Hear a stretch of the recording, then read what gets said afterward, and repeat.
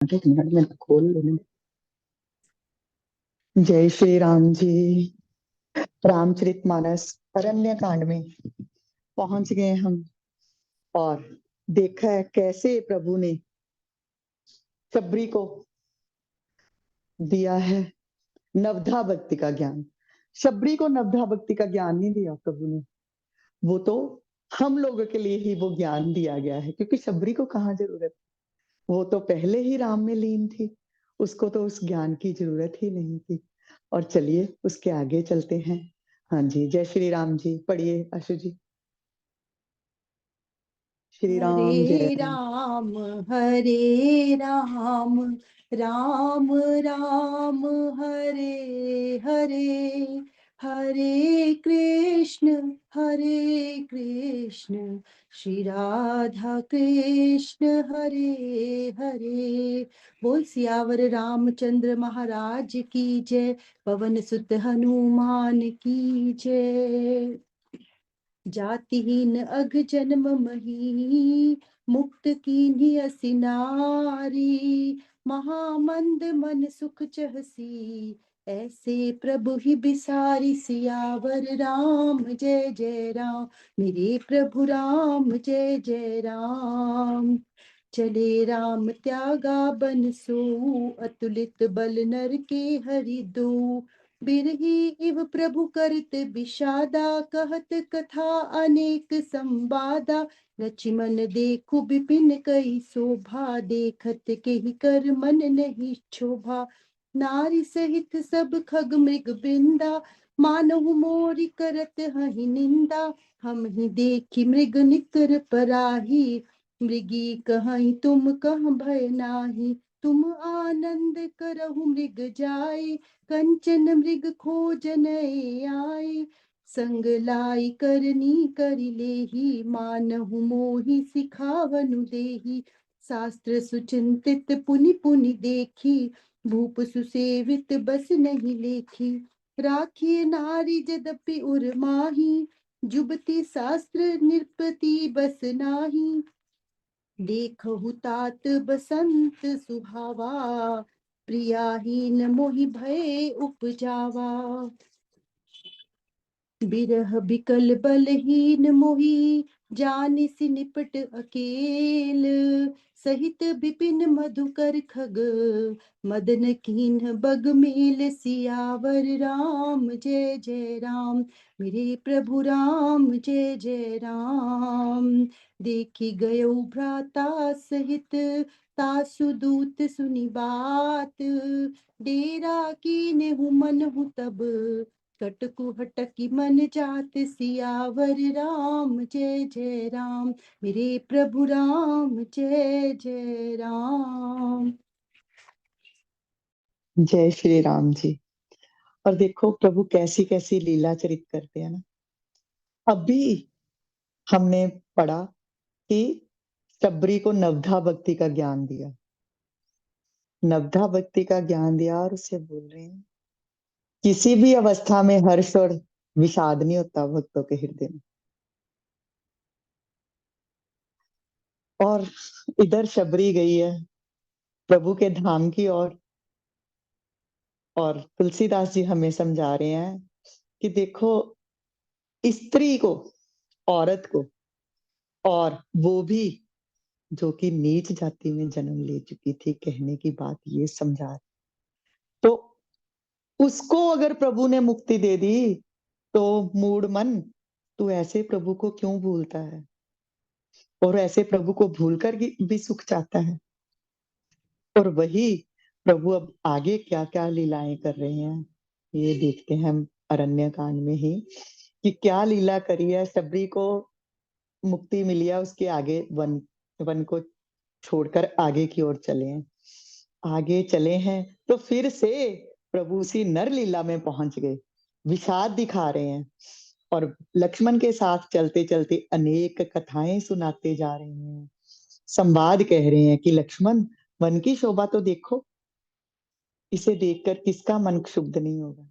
क्योंकि जो शबरी के गुरु थे ना, उनकी ऐसी तपस्या थी, और वन जो है अतुलित, इतना सुंदर था, ऐसे ऐसे फूल खिले हुए थे उस वन में। पीछे कल सुना था ना कि उनकी आंखों से आंसू ऐसे बहे थे, मुनि की आंखों से, उन अश्रुओं से भी फूलों की उत्पत्ति हुई थी। और उन मतंग ऋषि की तपस्या के कारण ही वहां इतना सुंदर सरोवर भी, जिसमें कहते थे कि सातों नदियों का जल जो है मिला हुआ था, वो भी था। तो उस वन की महिमा का क्या बखान करना। और जब शबरी को चली गई है अपने गुरुदेव के पास, अपने शरीर का त्याग कर, तो तब प्रभु फिर से नरलीला में आ गए और उस वन की शोभा को निहार रहे हैं और लक्ष्मण से अपनी विरह गाथा कह रहे हैं कि अब फिर से याद आ गया कि सीता जो है उसको रावण ले गया और मैं यहाँ पर अकेला हूं। और कहते हैं लक्ष्मण इस वन की शोभा तो देखो, सबके सब अपनी अपनी पत्नी के सहित हैं। सब जो पशु पक्षी मृग सिंह हिरन, और उन्हें पक्षियों के साथ पत्नियों के साथ जब देख रहा हूं तो लग रहा है कि वो मुझे मेरी निंदा कर रहे हैं कि राम तुम अपनी पत्नी को छोड़कर चले गए। तो उसका हरण करके ले गया वो रावण। और प्रभु कहते हैं जब ना हिरणों के झुंड देखते हैं ना कि प्रभु राम और लक्ष्मण आ रहे हैं तो वो भागते हैं। तो प्रभु ये भी इस बात को भी क्या कह रहे हैं लक्ष्मण से कि जब हिरणों के झुंड भागने लगते हैं तो वो कहते हैं प्रभु कि लक्ष्मण देखो, जब हिरन भाग रहे हैं तो हिरनियां उनको रोक रही हैं कि मत भागो, ये तुम्हें पकड़ने के लिए नहीं आए हैं, ये तो स्वर्ण मृग के पीछे भागे। ये तुम तो आनंद करो, ये स्वर्ण मृग को खोज रहे हैं। ये प्रभु नर लीला करके बता रहे हैं और हम लोगों को यहाँ पर संदेश भी दे रहे हैं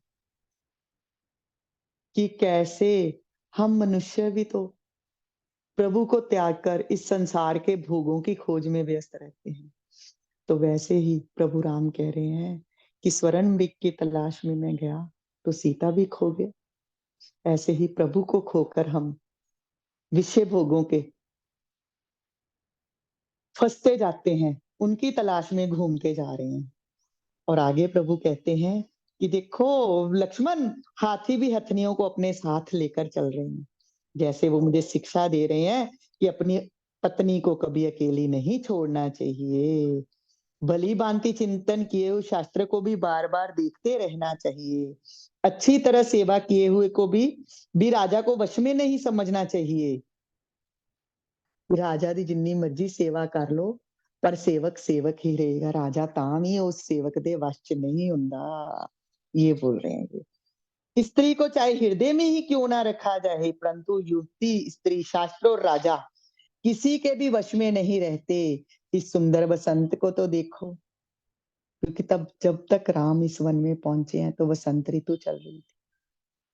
तो अब प्रभु लक्ष्मण को कह रहे हैं कि ये वसंत ऋतु तो ऐसी है जैसे सीता जी के बिना मुझे भय उत्पन्न कर रहा हो, और ऐसा लग रहा है कि मुझे विरह से व्याकुल बलहीन और अकेला जानकर कामदेव ने वन भौरों और पक्षियों को साथ लेकर मुझ पर धावा बोल दिया। परंतु जब उसने ये देखा कि मैं तुम मेरे साथ हो, मेरा भाई मेरे साथ है, मैं अकेला नहीं, तो उसकी बात सुनकर कामदेव ने मानो सेना को रोककर डेरा डाल दिया।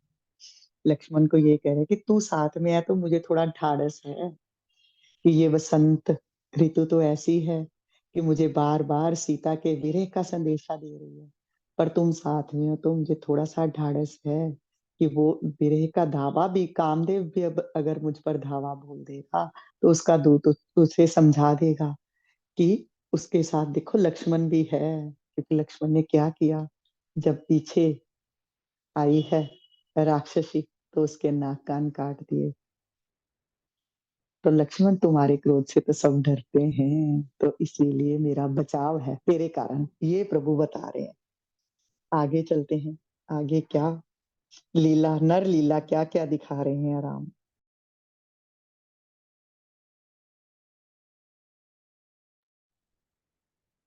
बिटप बिसाल लता अरु छाई झानी, बिबिद बितान दिए जनुतानी, कदली ताल बर दूजा पताका, देखी न मोह धीर मन जाका, विविध भांति फूले तरुनाना, जनु बैनेत बानेत बने बहुबाना, कहूँ कहूँ सुंदर बिटप सुहाए, जनु भट बिलग बिलग होई छाए, कूजत पिक मानहु गज माते, ढेक महोख ऊंट बिसराते, मोर चकोर कीर बरबाजी, पारावत मराल सब ताजी, तितिर लावक पदचर जूथा, बरनि न जाई मनोज बरूथा, रथ गिरि सिला दुदुम्भी झरना, चातक बंदी गुन गन बरना, मधुकर मुखर भेरी सहनाई, त्रिविध बयारी बसीठी आई, चतुरंगिनी सेन संग लीन्हे, बिचरत सब ही चुनौती दीन्हे, लक्ष्मण देखत काम अनीका, रही धीर तिनके जगली का, एहि के एक परम बल नारी, तेहि ते उबर सुभट सोई भारी, तात तीनी अति प्रबल खल, काम क्रोध अरु लोभ, मुनि विज्ञान धाम मन, करहि निमिष महु क्षोभ, सियावर राम जय जय राम, मेरे प्रभु राम जय जय राम। लोभ के इच्छा दंभ बल, काम के केवल नारी, क्रोध के परश बचन बल, मुनि बर कहीं बिचारी, सियावर राम जय जय राम, मेरे प्रभु राम जय जय राम। अब प्रभु कैसे उस वसंत ऋतु का वर्णन कर रहे हैं यहाँ पर। ये वसंत ऋतु का वर्णन कि वसंत ऋतु में क्या क्या होता है, कैसे मनुष्य जो है वसंत ऋतु में इस जाल में कैसे उलझता है, इसके व्याख्यान है कि विशाल वृक्षों में लताएं उलझी हुई ऐसी मालूम होती है जैसे नाना प्रकार के तंबू तान दिए गए हैं, केला और ताड़ सुंदर ध्वजा पताका के समान है और इन्हें देखकर सब मोहित हुए जाते हैं। कौन मोहित नहीं होता जिसका मन धीर है, धीर है अर्थात जिसके मन के अंदर प्रभु का वास है, वही इसे देखकर मोहित नहीं होगा। क्यों मोहित नहीं होगा? क्योंकि प्रभु तो इतने मनमोहक है, प्रभु का स्वरूप तो इतना मनमोहक है कि अगर वो हृदय में आ जाए तो उनसे, उनको देखने से ही कहीं फुर्सत नहीं मिलेगी, तो कहाँ कहीं और आप मोहित हो पाओगे। और आगे क्या बताते हैं, अनेकों वृक्ष नाना प्रकार से फूले हुए हैं, मानो अलग अलग वर्दी धारण किए हुए बहुत से तीरंदाज, कहीं कहीं सुंदर वृक्ष शोभा दे रहे हैं, मानो योद्धा लोग अलग अलग होकर छावनी डाले। किसी सुंदर से वन में जाओ ना, और बसंत ऋतु हो तो उसका वर्णन किया है प्रभु ने, कैसी सुंदर उपमाएं दी हैं तुलसीदास जी ने यहाँ पर। जैसे जैसे राम वर्णन करते जा रहे हैं, उसका अगर हम आंखें बंद करके आनंद उठाए ना, तो देखो कितना सुंदर वन है, कितनी सुगंधित सी हवा जो है वो बह रही है, और कहीं जो वृक्ष हैं कैसे फूलों से लदे हुए हैं और फूल झरझर झरझर नीचे बह रहे हैं, उस हवा के साथ डोलते हैं, लताएं डोल रही हैं। कितना सुंदर दृश्य है। इस दृश्य का अवलोकन हम आंखें बंद करके देखें ना, तो आनंद ही आनंद से भर जाएंगे। कोयले जो हैं वो कूज रही हैं, मतवाले हाथी चिंगाड़ रहे हैं, ढेक और मोहोक पक्षी मानो ऊंट और खच्चर हैं, मोर चकोर तोते कबूतर और हंस मानो सब सुंदर अरबी घोड़े हैं। राजकुमार है ना, तो इन सब यहाँ के जो पशु पक्षी हैं उनकी तुलना भी अपनी राज्य अवस्था के वहां के जानवरों से कर रहे हैं प्रभु। कहते हैं ना, जिस भी अवस्था में आप आते हो, जन्म लिया है, जन्म से लेकर जहां तक पालन हुआ है, तो वो संस्कार तो चित्त में तो यहाँ पर वही दर्शा रहे हैं प्रभु, बिल्कुल। और बता रहे हैं कि ये ऐसा मुझे लग रहा है, ये ऐसा मुझे लग रहा है, अयोध्या की याद भी सता रही है, साथ साथ ये भी दर्शाया जा रहा है। तीतर और बटेर जो है पैदल सिपाहियों के झुंड हैं, और ये सब कैसे लग रहे हैं जैसे कामदेव की सेना हो। पर्वतों की शिलाएँ रथ और जल के झरने नगाड़े हैं, पपीहे भाट हैं, जो गुण समूह का वर्णन करते हैं। और ये सब के सब ऐसा ही होता है ना, जब कहीं राजा चल रहा हो, तो भाट जो हैं, उसकी बिरदावली का ये वाले राजाधिराज पधार रहे हैं, ऐसा बोल रहे हैं, नगाड़े बजते हैं, सब कुछ होता है। और प्रभु राम कह रहे हैं कि मुझे तो बस ये सब कुछ यही ऐसा ही लग रहा है कि जैसे कामदेव जो हैं, राजा हैं और अपनी सेना सहित मुझ पर धावा बोलने के लिए आए हैं। भोरों की गुंजार बेरी और शहनाई है, शीतल मंद और सुगंधित हवा मानो दूध का काम लेकर आई है। इस प्रकार चतुरंगिनी सेना साथ लिए कामदेव मानो सबको चुनौती देता हुआ विचर रहा है। हे लक्ष्मण, कामदेव की इस सेना को देखकर जो धीर बने रहते हैं, जगत में उन्हीं की वीरों में प्रतिष्ठा होती है। इस कामदेव की एक स्त्री का बड़ा भारी बल है, जो बच जाए वही श्रेष्ठ योद्धा है। और अब क्या कह रहे हैं कि कामदेव जो है, उसे किसका बल है? स्त्री का। और कौन-कौन से 3 प्रबल दुष्ट हैं? काम, क्रोध और लोभ। ये जो ऐसा है काम, क्रोध और लोभ जो है ना, मुनियों के भी मनों को पल भर में क्षुब्ध कर देते हैं। और किसको किसका बल है? जो कामदेव है, उसको स्त्री का बल है।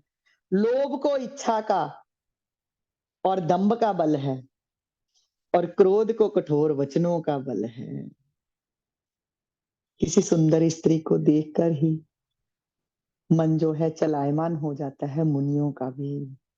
और लोभ किसी चीज़ की इच्छा हो ना, देखो कोई जा रहा है, तो उसको देखकर ये इच्छा होती है उसके पास वो साइकिल है ना, वो मेरे पास भी काश हो, साइकिल मिल जाए, तो फिर और लोभ बढ़ता है। हाय! साइकिल ते फिर चलानी पैंदी है। स्कूटर होना चाहिए, स्कूटर मिल जाए। नहीं, गाड़ी में बैठ के जाए ना तो कितना आनंद है। छत भी ढकी हुए रहते हैं, एसी भी चल रहा होता है। गाड़ी मिल जाए, वो लोग तो कितने आनंद में चले जाते हैं ना, बाय एयर कहीं भी घूम के आ जाते हैं। हे प्रभु! इतना पैसा हो कि बाय एयर ही हम हर जगह यात्रा कर सकें।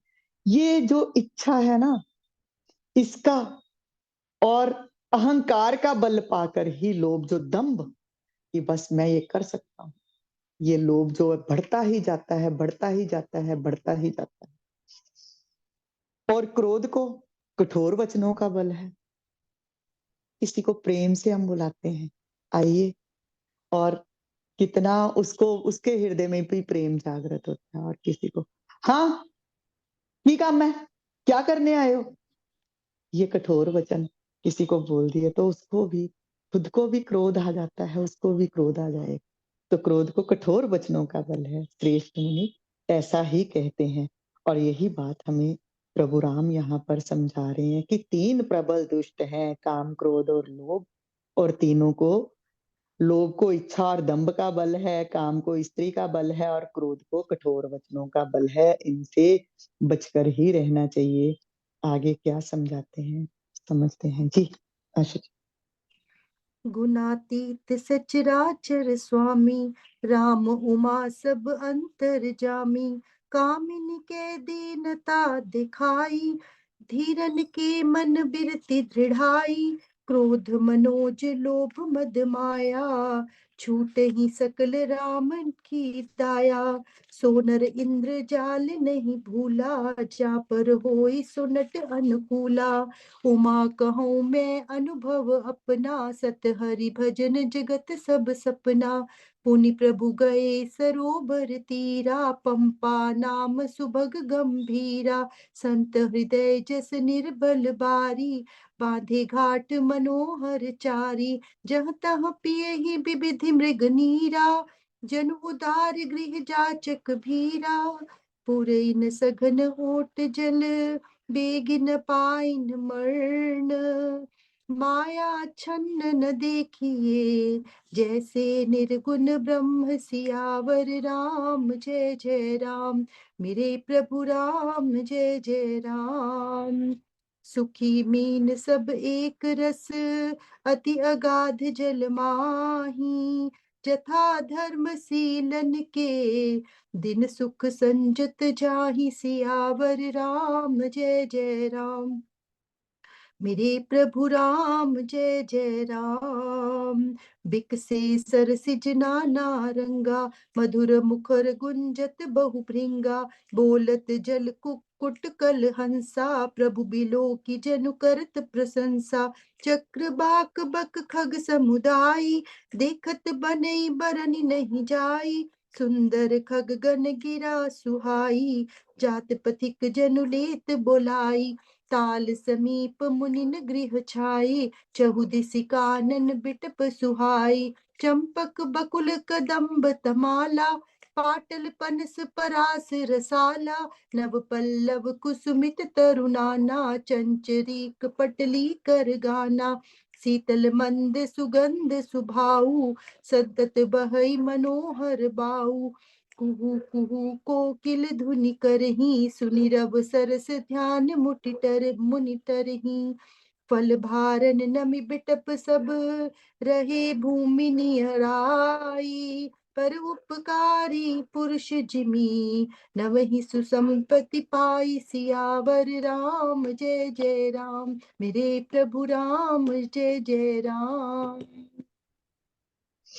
अब तुलसीदास जी फिर से आ गए हैं भोलेनाथ और पार्वती की शरण में, माँ पार्वती की शरण में। क्योंकि जब ज्ञान की बातें आती है ना, तो जब हम शिव और पार्वती की शरण में जाते हैं तो तभी हम समझ पाए।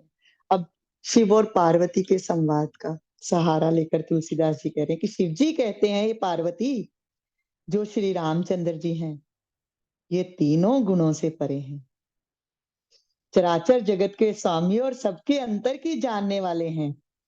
और ये जो सब बातें ऊपर प्रभु ने कही है ना, ये उन्होंने कामी लोगों की दीनता दिखलाई है, धीर और विवेकी पुरुषों के मन में वैराग्य को दृढ़ किया है कि ये कामी लोगों के लक्षण हैं और इनसे तुम्हें दूर रहना है, तो तभी वैराग्य को धारण कर पाओगे।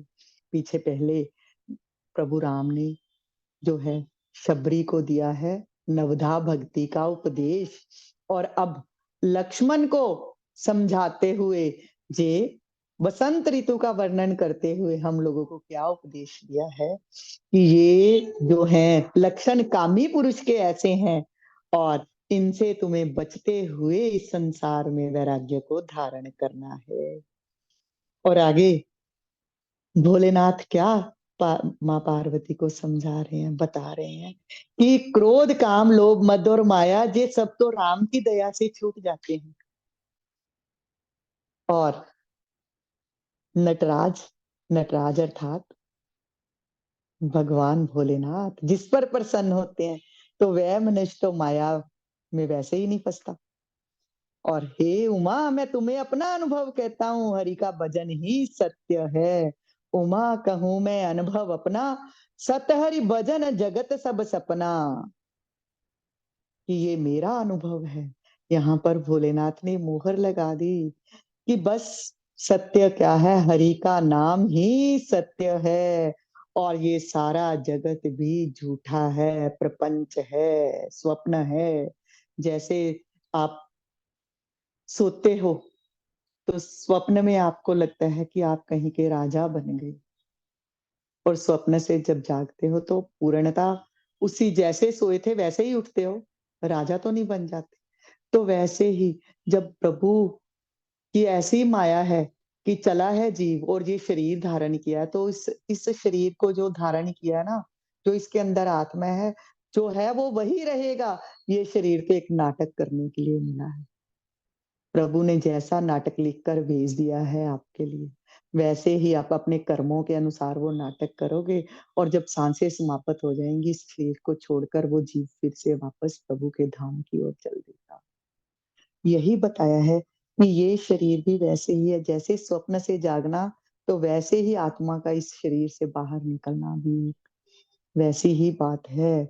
और फिर जब ये बात करते करते आगे चलती है तुलसीदास जी कि श्री रामचंद्र जी पंपा नामक सुंदर और गहरे सरोवर के तीर पर चले गए।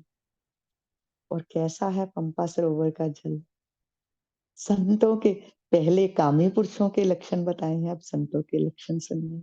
संतों के हृदय जैसा निर्मल है उस पंपा सरोवर का जल। मन को हरने वाले सुंदर 4 घाट बंधे हुए हैं और भांति-भांति के पशु जहाँ-तहाँ जल पी रहे। मानो उदार दानी पुरुषों के घर जाचकों की भीड़ लगी। संतों के हृदय जैसा निर्मल जल है ना, तो संतों के पास हर तरह के पुरुष आते हैं, कामी भी, क्रोधी भी, लोभी भी, मोह वाले भी। जिसको जैसी इच्छा है, अपनी-अपनी जाँचना लेकर चला है संतों के पास, तो यही बताया गया है यहाँ। जब कमल के पत्ते बिखरे हो ना, कमल के फूल जहाँ पर उगे होते हैं, तो नीचे जल दिखता नहीं है, वो कमल के फूल ही फूल चारों ओर दिखते हैं, पत्तों ने ऐसे ढका होता है जल को, कि देखने वाले को दूर से तो पता ही नहीं चलेगा कि नीचे जल होगा। जिनको पता है उनको तो पता ही है, दूर से देखने चलेगा। पुक्ष पुष्प पे पुष्प खिले हुए हैं, तो यही बता रहे हैं, वैसे ही माया से ढके रहने के कारण निर्गुण ब्रह्म नहीं दिखता, वो तो हर ओर है ही है। और उस सरोवर के अत्यंत अथाह जल में सब मछलियां सदा एक समान सुखी रहती हैं, वैसे धर्मशील पुरुषों के सब दिन सुख पूर्वक बीतते हैं। और ये देखो, अब संतों के कैसे-कैसे लक्षण हैं वो बता रहे हैं। उसमें रंग-बिरंगे जैसे कमल खिले हुए हैं ना, बहुत से भौरे मधुर स्वर से गुंजार कर रहे हैं। जल के मुर्गे और राजहंस बोल रहे हैं, मानो प्रभु को देखकर उनकी प्रशंसा कर रहे हों। चक्रवाक, बगले आदि पक्षियों का समुदाय देखते ही बनता है, उसका वर्णन नहीं किया जा सकता। और सुंदर पक्षियों की बोली तो ऐसी सुहावनी लग रही है, मानो रास्ते में जाते हुए पथिक को ही बुलाए रहती हों।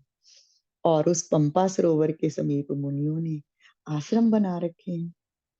चारों ओर वन के सुंदर वृक्ष हैं, चंपा, मौलसिरी, कदम्ब, तमाल, पाटल, कटहल, ढाक और आम आदि के वृक्ष हैं। बहुत प्रकार के वृक्ष नए-नए पत्तों और सुगंधित पुष्पों से युक्त हैं, जिन पर भौरों के समूह गुंजार कर रहे हैं। और स्वभाव से ही शीतल, मंद, सुगंधित एवं मन को हरने वाली हवा सदा बहती रहती है। कोयलें कुहू-कुहू का शब्द कर रही हैं और उनकी रसीली बोली सुनकर मुनियों का भी ध्यान टूट जाता है। और ऐसे फल लगे हैं ना वृक्षों पर, कहते हैं ना फलदार वृक्ष हमेशा झुक जाता है। वैसे ही जैसे-जैसे मनुष्य पर कृपा होनी शुरू हो जाती है ना भगवान की, वो झुकना शुरू कर देता है, झुकता जाता है, झुकता ही जा रहा है। फलों के बोझ से झुककर सारे वृक्ष पृथ्वी के पास आ लगे हैं, जैसे परोपकारी पुरुष बड़ी संपत्ति पाकर विनय से झुक जाते हैं। जय श्री राम जी, चलिए आगे। देखी राम अति रुचिर तलावा, मज्जनु कीन्ह परम सुख पावा। देखी सुंदर तरुबर छाया, बैठे अनुज सहित रघुराया। तह पुनि सकल देव मुनि आए, स्तुति करि निज धाम सिधाए। बैठे परम प्रसन्न कृपाला, कहत अनुज सन कथा रसाला। बिरहवंत भगवंत ही देखी, नारद मन भा सोच विशेषी। मोर साप करी अंगीकारा, सहत राम नाना दुख भारा। ऐसे प्रभु ही बिलोक ऊंचाई, पुनि न बनहि अस अवसर आई। यह विचारि नारद कर बीना, गए जहाँ प्रभु सुख आसीना। गावत रामचरित मृदुबानी, प्रेम सहित बहु भांति बखानी। करत दंडवत लिए उठाई, राखे बहुत बार उर लाई। स्वागत पूछी निकट बैठारे, लक्ष्मण सादर चरण पखारे। नाना विधि बिनती करी, प्रभु प्रसन्न जिय चानी। नारद बोले बचन तब, जोरी सरोरुह पानी। सियावर राम जय जय राम, मेरे प्रभु राम जय जय राम। सुनहु उदार सहज रघुनायक, सुंदर अगम सुगम बरदायक। देहु एक बर मांगौ स्वामी, यद्यपि जानत अंतर जामी। जानहु मुनि तुम मोर सुभाऊ, जन सन कबहु की करऊं दुराऊ। कवन वस्तु अति प्रिय मोहि लागी, जो मुनि बर न सकहु तुम मागी। जन कहूँ कछु अदेय नहीं मोरे, अस विश्वास तजहु जनि भोरे। तब नारद बोले हर्षाई, असबर मांगऊं करहूं डिठाई। यद्यपि प्रभु के नाम अनेका, श्रुति कह अधिक एक ते एका। राम सकल नामन ते अधिका, हो नाथ अग खग बन बदिका। राका रजनी भगति तब, राम नाम सोई सोम। अपर नाम उडगन बिमल, बसहु भगत उर व्योम। सियावर राम जय जय राम, मेरे प्रभु राम जय जय राम। एवमस्तु सुनि सन कहऊ, कृपा सिंधु रघुनाथ। तब नारद मन हर्ष अति, प्रभु पद नायौ माथ। सियावर राम जय जय राम, मेरे प्रभु राम जय जय राम। अब श्री राम जी आए हैं, सुंदर तालाब देखा ना, स्नान किया है, और सुंदर उत्तम वृक्ष की छाया देखकर श्री रघुनाथ जी छोटे भाई लक्ष्मण सहित बैठ गए।